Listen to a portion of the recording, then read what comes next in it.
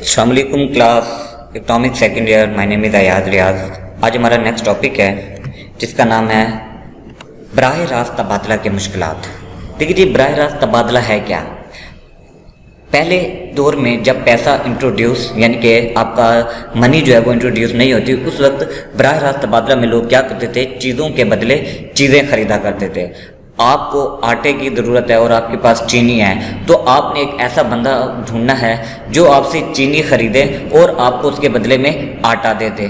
ठीक है। उसके बाद आपके पास कपड़े हैं, आपको जूते चाहिए, तो आपने पूरे इलाके में ऐसा बंदा ढूंढना है जिसके पास कपड़े हों और वो जूते लेने के लिए तैयार हो जाए।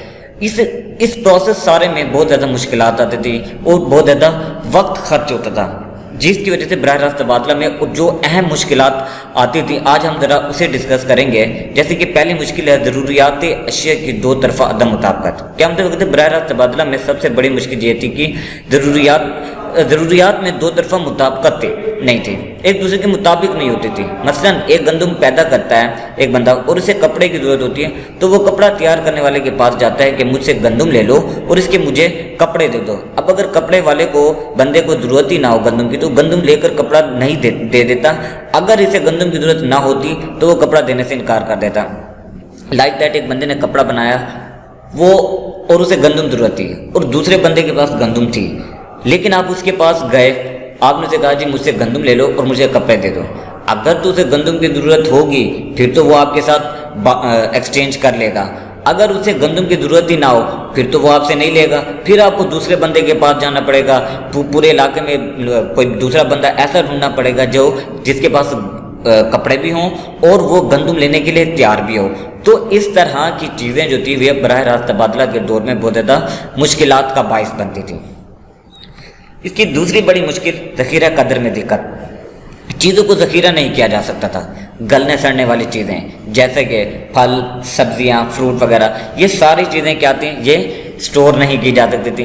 तो ज़ख़ीरा कदर के दौर में एक बड़ी मुश्किल ये थी कि चीज़ों का ज़ख़ीरा नहीं किया जा सकता था।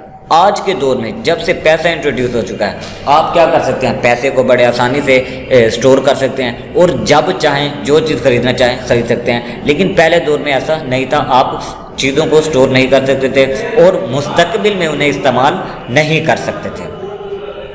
तीसरी मुश्किल, बाद अशिया तकसीम पजीर ना होना। कुछ चीज़ें ऐसी थी जो तकसीम नहीं हो सकती थी।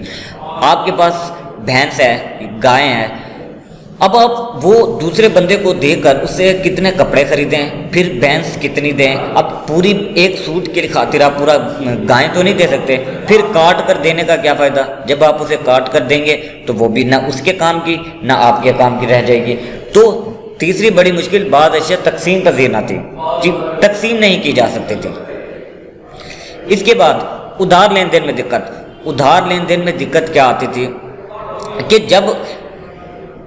जब आपके पास पैसा होता है तो उस वक्त आप पैसे देकर उसके बदले में उधार में वापसी पैसे ले सकते थे। लेकिन पहले दौर में अगर आपने किसी को बकरी दी है उधार के तौर पर, 6 महीने बाद जब आप उससे लेंगे तो वो आपको बकरी कैसी देगा, बिल्कुल वैसे नहीं देगा।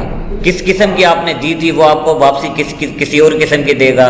तो इस तरह के मसाइल बार्टर सिस्टम में चलते रहे। लेकिन जैसे ही पैसा इंट्रोड्यूस हुआ, आपने चीज़ें लेने के बजाय, चीज़ें उधार देने की बजाय पैसा उधार देना शुरू कर दिया। और मुस्तकबिल में आपको जब भी आपने किसी को पैसे लेन देन करने हैं तो आप उसके बदले में चीज़ों के बजाय पैसे दे दिया करते थे। तो ये था हमारा आज का टॉपिक बार्टर सिस्टम का, जो कि आपके पेपर में काफ़ी ज़्यादा इम्पोर्टेंट है और आपने इसे अच्छे तरीके से तैयार करना है। और अगर आज के टॉपिक में आपको कोई बात समझ ना आई हो तो आप लोग मुझसे रब्ता कर सकते हैं।